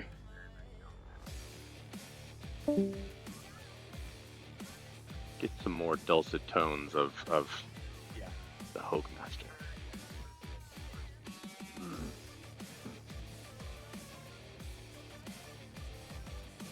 I will not be. All right there, BA. I know that much. Right, we got ourselves a slate of games here for the last games of the night. Yeah, bud. What do we see? Do we see the Crease Police and the Sewer Kings? It's gonna Feels be a. good to get a I win mean, on this that could be a topic. heavyweight fight. For sure. Degens, and I'll get a first look at the Prairie Pirates, Dreadhounds, and the Port City Flame, and the Generals, and we'll get our first look at the Great Lakes Mammoths. Finn and can't remember who he's owning with over there. Ovi the Great. Ovi the Great, right? Right. But no, you're right. There's some teams here we haven't gotten a chance to really get our eyes on yet. So I'm glad we're going to get that opportunity.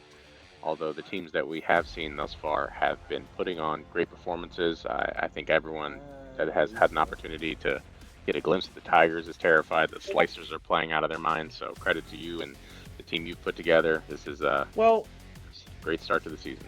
I don't like talking about my team on stream, but I guess knew it was gonna be we're not the strongest team on paper. I mean, we have scored 20 plus goals in 2 games so far, but I drafted a team of guys I knew that I could trust and that I've played with in the past before. It's more of a chemistry and a comfortable thing, knowing that I can, slot guys in anywhere that I need to, and everybody will mesh together. I took 2 goalies in the first 2 rounds, yes, but goalies are a dime a dozen in this league right now, right? So, it was more of a comfortable thing, right? Trying to make sure we lock down our back end and then, get guys in the later rounds that we know that can produce, right? And that can get the job done when we need them to the most. That's how I look at my team. And honestly, I know you're trying to be humble about it, but to be able to have the confidence to go into the draft and say, you know what, we'll get 2 goalies. We'll with your scoring ability. I know you're not going to say anything about that, but with your scoring ability, with Buck's ability to play strong defense and score, to get 2 goalies, that just puts a lot of confidence, I'm sure, for you guys. But also, again, you read the tea leaves. You knew that you could wait until later rounds to get somebody like a Goots, to get somebody like Swoley, to get the talent that you did, and you didn't have to sacrifice much because those players can all play so well together. You and Collier obviously play so great together, and you got him in the 6th round. So this is a credit to you and the way that you read the room and knew what you could do and knew what you could find in late rounds. Oh, that goal wants to go in, and it finally does. Mopsky getting credit for that one for the Prairie Pirates over the Degenerates there. Yeah, and like you said there, BA, it's the league as we've gotten deeper into like the seasons of this league, the talent's coming. As we see another quick goal by Mobsky there. Prairie's already up 2-0. Yeah, the talent is just getting deeper in this league every season. So being able to get guys like the Goots and Swally, and getting my buddy Collier in the later rounds is always nice to have, right? Yeah, especially when you can. You can take night 1 off and still feel great about what you put out there. That's a special kind of comfort. Well, I can't say I take night 1 off. I bowl on Tuesdays, so I can't play Tuesdays. I get home. Zane or 3-0 Prairie Pirates. Yeah, ownership group already making a statement here in Game 3. Oh, for sure. Prairie Pirates. That's gonna be a tough line to stop. So are we talking like turkey? You're all about turkey ball there. 3 strikes in a row. Is that what we're seeing on bowling night? No, it's the bowling I do. I do Candlepin bowling, which is primarily on the east coast of Canada, and up to the New England states, so like New Hampshire, Massachusetts, and Maine. Look it up sometime. I tell people the best way to explain it is by looking up Candlepin bowling on YouTube. It's we don't have the big 12 pin, we don't have the big 12s or 16-pound bowling balls. We have little, what we call, I guess you could call them little missiles. They're only they weigh between 2 pounds 5 ounces and 2 pounds 7 ounces. There's no finger holes like the big wall bowling. It's like all like a grip. You got a grip in your hand, in the palm of your hand, essentially. Okay. And it's I see what you're saying.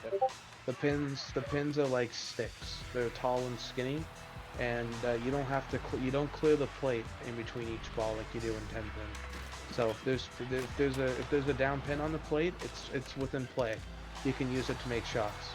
So there's a lot of cut shots and fun shots, right? Like you can make some crazy shots with Candlepin. So Yeah, just Okay. take a look at it sometime. No, I got to be honest. I was looking it up, and it sounds somewhat similar to something that we've got on the East Coast that we call duck pin. So the Yes, pins are duck just pin. Yeah. smaller. So yeah, and Yes, that's what for I grew sure. up Yeah. playing mostly is duck pin, and I really enjoyed it. Mobsky again with the goal, but it's And good to. DMD decks. We missed that as we have this conversation here. Well, no shortage of goals in there, but no, it's good to see the cultural things that are similar but still very different because those pins are dramatically different than just the kind of the shrunken pins you get in duck pin bowling. So good to Yes, see the for sure. similarities. Though I had never heard of Oh candlepin my god. bowling before now, but it's good to see. Oh, another goal! My goodness, pick Hits the a phone. funk. And I've got a fifth game up on the screen on my end, not on your guys' end, but I got my Slicers game. They're playing the Bravehearts. I got that up in the corner there. One of the resident massholes in the league, Jam Mac, just put the Bravehearts up by 2-1 late in the first in that game there. Biz getting the Crease Police going here in game 3. That's gonna be another a heavyweight fight is the word I was looking for. Their VA. Two teams with two very talented lines. Well, I like to see how that goes. And the Crease Police are coming off a huge win over the defending champs. We are blessed with so many great teams, but it's been an interesting start. This is not couldn't have told you that I knew that this was going to happen the way we've seen things shake out so far. Yeah, But that's what it makes this wasn't. so great. That's what you say. Like that wasn't on your bingo card for this evening's festivities. There you go. Because you only have so many things you can fit on that card, right? So. But no, I'm Definitely happy that VV's back. It's nice that it sucks that we lost two teams, but you know what? 14's still no feat. Like it's a great number. Not many. You don't have many leagues that support like this many teams, right? So. No. Oh, Port City, Tropical NHL with a goal. Oh, excuse me, Tropical Shell with a goal.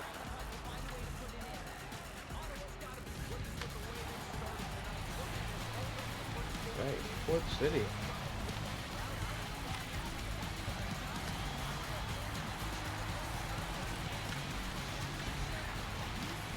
I got net for Port City tonight. Is that Rifle Drum in that for them tonight, or is it somebody different? I believe so. I'm not sure if he's the one in net. They also have Battle Roaring as well as possibility, but if I believe Cosmic Waste is Battle Roaring. If I'm not mistaken. Okay. But I do believe Rifle is going to be man in that post for this season. Yes, I did hear that Mr. Rifle Drum will be taking his talents to the pipes. It just seems like that's like something in everybody's back pocket. It's like, oh, did you know that I could also play goalie? Sure didn't. Well, now we do. Yeah, right. Now the secret's out. Got out of the bag. That's definitely out of the bag. We finally So, get this. Sorry, go ahead, Dad. No, please. No, go ahead. I appreciate it. I was just going to ask you, because I had asked Jesse Jen what he saw in differences between 25 and 26, and I wanted to see what your there's Biz with the goal there for these police. There's so many differences. Truculence, unstoppable, big rig. A lot of those like, oh hey look, pick me because I help with big builds is definitely in the cards for this year. I would you got to use a trait like Warrior to kind of counteract that. And you know what? I hate using those like type of traits, right? But you got to counteract the folks that do use truck, right? And it sucks that yes, you have to ban traits in moves, right? But if not, it's gonna make it for an overpowerful like couple of people to ruin the fun of it, right? So you can still use truck, but it's not at as a high of a level as to make it as overpowerful, right? So, Yeah, but there's overall, always the something. gameplay is different for sure. There's definitely a different feel to it. It's some of the new traits are nice. Some of the new traits, they could have left out, but you know, here we are, right? And yeah, it's always a challenge to get adjusted to the game, but I think a lot of these guys that feel very comfortable about the game now and they're ready to play, ready to show off their stuff. One of the things that I had heard the stream, but outside of the stream, is that like things such as like poke checks aren't as successful, Poke aren't checks as are not as successful this year. You have to be very timeful with your poke checks. It seems like it's a year of hitting, of timing your hits, making sure that you know you get the hits, right? Mhm. So it's folks, you're not getting rewarded as a defenseman this year or as a defensive forward. Ooh, So penalty shot coming here. No, but that's something to keep in mind. And for those teams that did lean so heavily defensively, or did do have players that tend to lean on those kinds of things, it's interesting how their adjustments are going to be. yeah, Because we know there are certain players that focused on poke checks, some players focused on hitting. So how will they have to adjust to this new game in order to make it happen for them? And we got a big goal there for the Generals. The General with the goal. the general. I think that's going to be Shawnee. You know what? Speaking about the Generals, it's so great to have a team like the Generals back in the league because Shawnee and Tim Mazer always do a great job being in ownership, and it sucks they had to take some time away from anything, but it's great to see them back. They drafted a very well-rounded team, and I'm excited to see what they can do. Absolutely, absolutely. Picking up, we talked about it a little bit already, but picking up Carney at 9th overall, getting Wax in the second round, that set them up for a very comfortable Oh lineup. yes, absolutely. I mean, Wax, Sean, and Kearney. I'd put that up there in like the top like line combos in this league right now. It's once they get comfortable with each other and they get a couple games into the season, look out, That line will push them for a deep run, for sure. And they're searching for their first championship. And as we're talking, there goes Shawnee with another goal. just like as we speak, it's like Sully the first two games. Every time you speak about his name, 2 seconds later the man puts up something. He's trying to show off.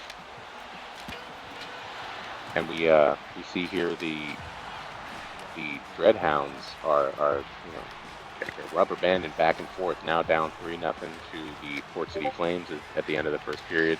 Team that couldn't pull away in game 1, got the win in game 2, and now they're starting their deficit. But the way that this team plays, but the ability that they have to score, it's certainly not over.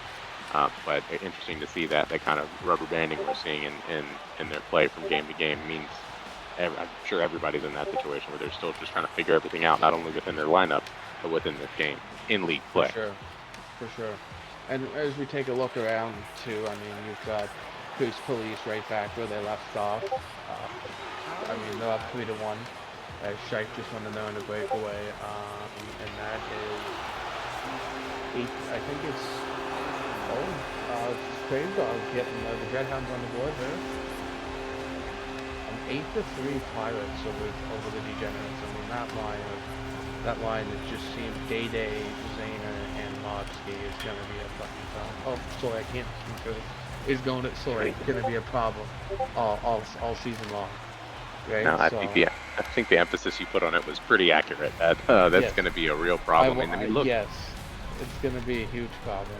I mean, I forgot we were on Twitch. I apologize to our viewers, but they're a massive problem. I mean, Mobsky had one of his best seasons in the league last year with one of the rookies that fortunately are not playing with us this season. And Socio, if I remember correctly, and I mean now he just steps right back in and has Zayner as his line mate. I mean that's just making them in drafting Day. I mean I've heard many positive things about Day as a defenseman. So I mean that line's just going to cause chaos. first rookie drafted for a reason.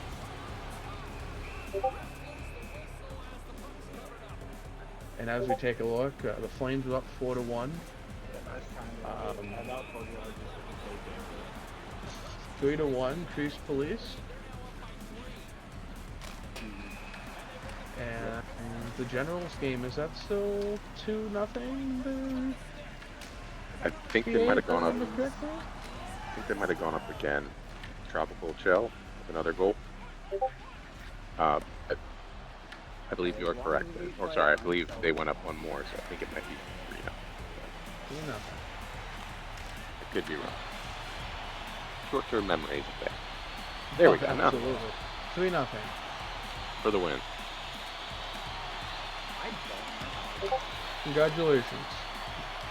You won a pat on the back. Yeah, it's about the little victories. Yeah. Boy, this is not the crisis grade. I can't give away a card. Well, it's all right. No worries. I mean, maybe next time. Yep. And More victories. Day-Day. Day-Day putting 9-3. And Day-Day's been able to get it out there with a few goals, so that's a little bit of a cheat code to have Zaner, Mobsky, and then Day-Day able to finish as well. Just come on in. Port City up 5-1 now.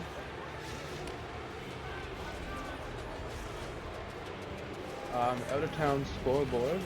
Slice is up 5-4 over the Bravehearts after 2 periods of play. Continuing their strong play in night one. Oh, for sure. For sure. Great save there off the Carney shot. Penalty shot there for the Sewer Kings. I can't see who has it. I think that's Shite. Go 4-1, please. And as of right now, that's if it holds up, it's 10-3 for the Prairie Pirates right now. So unless the Degenerates can find a couple here, I think that will call that game as of right now.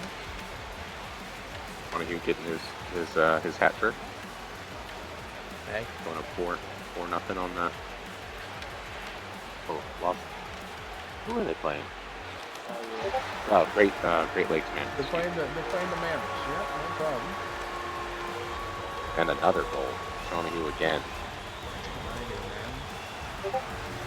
DMD Dex. For the Degenerates. Oh my gosh, did you see that post hit from Vidano? Was it Vidano? No, it's not Vidano. After disaster. Didn't see that one.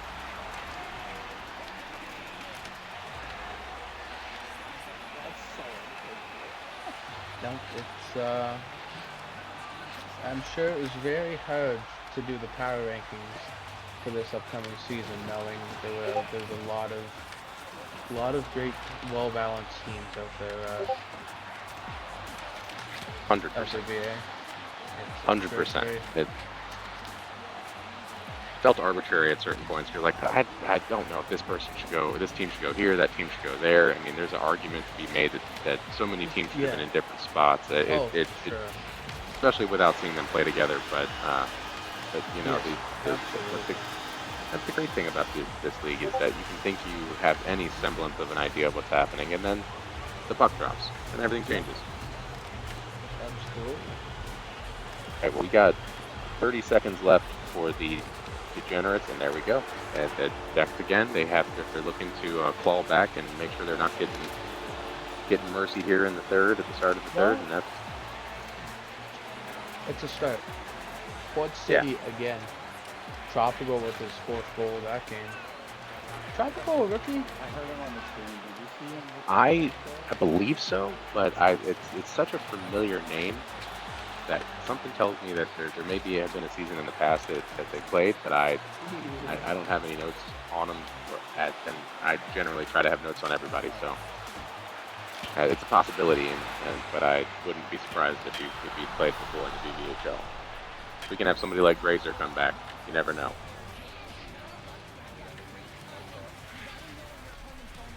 Nope, for sure. The Generals working to try to go up 7-0. see if they can make that third period irrelevant for this game against the Mammoths.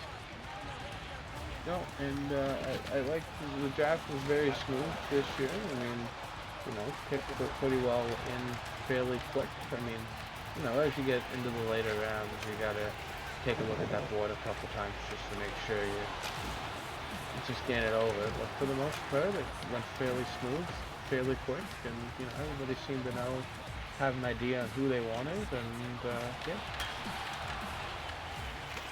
No, I agree. It was a great draft, and so many teams clearly put together just fantastic lineups, and also there's something to be said for the players going to the right team. As much as a great player can go to a team and not perform at the highest level, they can just shift over to another team, and that brings the best out of them. And sometimes it just takes some time to get that balance, and I think that's part of what we're seeing with the Sewer Kings right now. Is on paper they have a phenomenal lineup. It's just a matter of getting more comfortable playing together.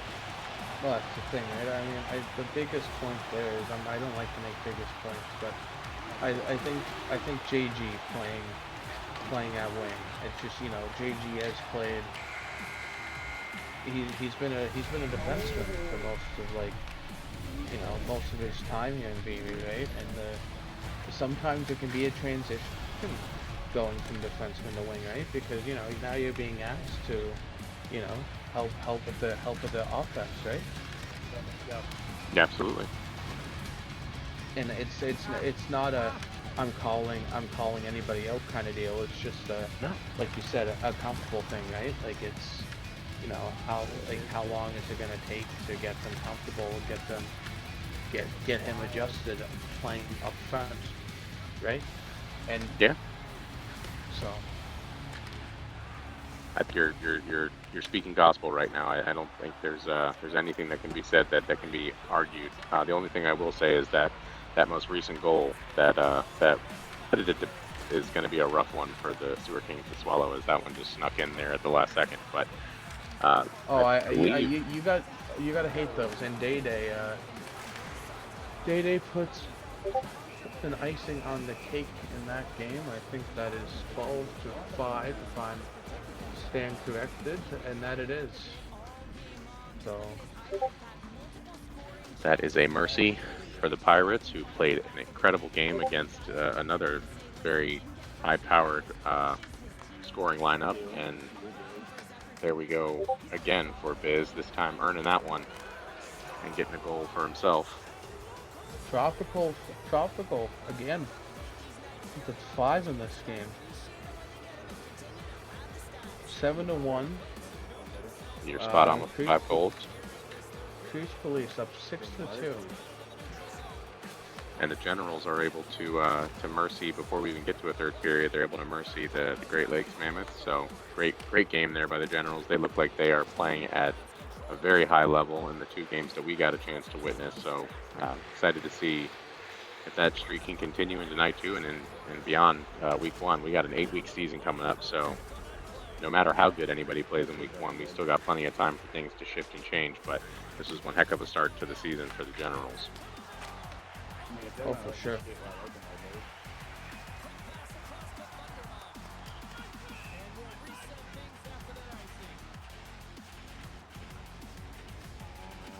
He's not happy I picked that from him.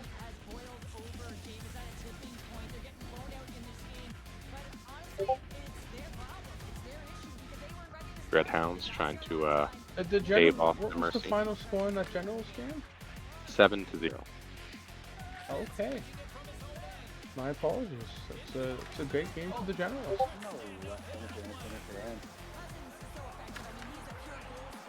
A fantastic job against a team that had quite a fair amount of defensive talent and goalie talent there. So interested to see how everyone adjusts in night 2 based on their lineups from night 1. We got 2 games right now that are remaining. Only 2.5 minutes left here, just over, for the Sewer Kings to try to come back just as they did in the prior game. Make something happen as they did. Couldn't quite get the win, but did come back to make it 7-6 against the Dreadhounds, if I'm not mistaken, in game 2. And the Port City Flames are trying to get one one extra goal in here to mercy the Dreadhounds. Absolutely.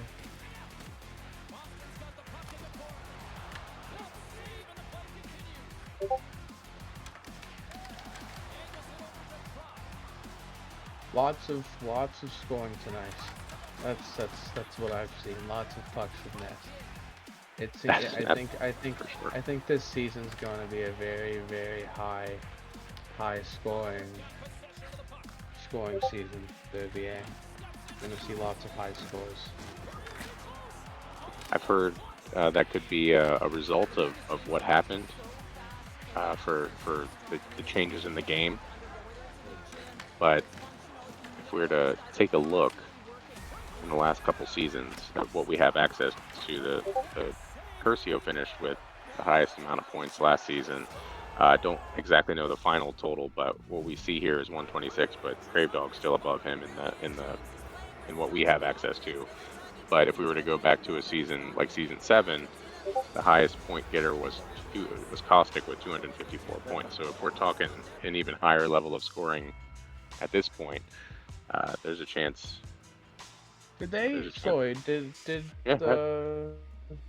Did Port City score another goal? I'm not sure.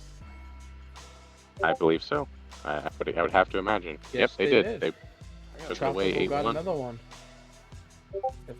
Maybe Onion Pie got Edith Snickers got another one. If I can't remember, but that's a nice way to end the night for Port City.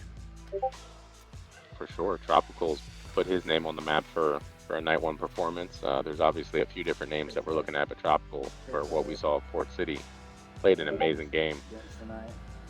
And if I'm the Dreadhounds, it's just a matter of figuring out the balance of what happened tonight. They have 1 and 2 on the night. They're coming out of this game with players like Crave, who worked so well off of Mayers, and Zephyrius as well. It's just something they're going to go back to the drawing board and say, hey, what do we have to do in order to walk out of these games with much higher scores like we know we can get. And that Crease Police game just finished too? I believe so. So we are... That one snuck up on me, though. Welcome back, sir. And just an out-of-town score, boys. Slicers beat the Brave at 7-6 in overtime. How was the action tonight? I tried to listen in as best I could, but man, this season is not going to be good on the old ticker. It's just back and forth. Every game's just a monster. Oh, that Prairie Pirates team is gonna be something. I'll tell you that much. It's gonna be as Hoagie just said. It's gonna be a season of high scoring. We were witness to a few mercy games there, a lot of high scoring games. It was a pleasure to be joined by Hoagie, pleasure to be joined by Jesse Jen. But I think both of them have spoke to it a lot already about how the scoring this season is going to be such a big factor. Yes, absolutely. And there's just like, I feel like in previous seasons there was always a like back and forth, like, okay, if we just play really good here, like defense here, and then we attack here, we can kind of do that. It's just who can score. Keep those punches going left, right, and center all the time. It's going to be one heck of a season. I can't wait to get in, look at the stats. And hey, we got a whole nother day of this tomorrow too. Coming at you live with Wax Wine Wednesdays. And guess it's going to be a great time. You guys killed it tonight, by the way. Absolutely great job. Well, everybody, that is the start of season 9. Night 1 in the books. Great to see all the GGs going around. I can't wait to go fix the spreadsheet of stats, but I'll probably have to do that tomorrow morning. So if you do see some weird stats on the website, just know if there was a lag out or if there was a mercy where one team had to quit, it'll look weird on the website until I go in there and have to like manually fix the data in the background. So if you see that I have 724 goals tomorrow, that's legit. Okay, that happened. So that's not legit. We played fine. It was fun. It was really good. It was a good group of guys there. through and through. Other than that, I'm just rambling. Hey, great job again tonight, though, guys. You absolutely killed it. It was good stuff. Jesse, if you're listening out there, great job there too, buddy. Through and through. We'll do a little quick round table here, and then I think we'll call it for night one. But we're right back at it tomorrow, and it's going to be great times all over again. BA, give me a quick synopsis of the night. Everyone, you need to be aware that the Arctic Tigers are on the hunt. ISO playing with Prime G Funk is a great duo. Swoley had 12 goals in 2 games. The guy's a monster, and Hoagie's put himself together with an incredible team. This is just a great night to kick everything off. Generals look great as well. Some surprising things going on with the Dreadhounds and the Sewer Kings, but hey, this is just night one, week one. We got plenty of time for things to change in this 8-week season, so I'm very much looking forward to seeing what happens because it has been an exciting night one. Yes, sir. I can't wait for night 2. Hoagie, did we see Mr. Grazer out there tonight? Yeah, you've seen it's basically like an OG season 1 line there, Sean. You had Grazer, you had Buck, you had Good Goots, and you had Swally. Amazing. And you know what, the guys, I mean, the guys are looking fantastic out there as a group. You know what, it's great to have Grazer with Buck. The combination of those two at the back end is going to be very helpful when it comes down to the stretch of the later weeks in the season. And you know what, Swally has picked it right back up since the last time he's put on a jersey for the pizza shop. So I'm looking forward to it. You know what, the Goots hasn't missed a step either. So you know what, it was a great night one, but all the other games that I've seen looked amazing too. I mean, you guys look good there, Sean. The Pirates look great. I mean, we've seen some classic games.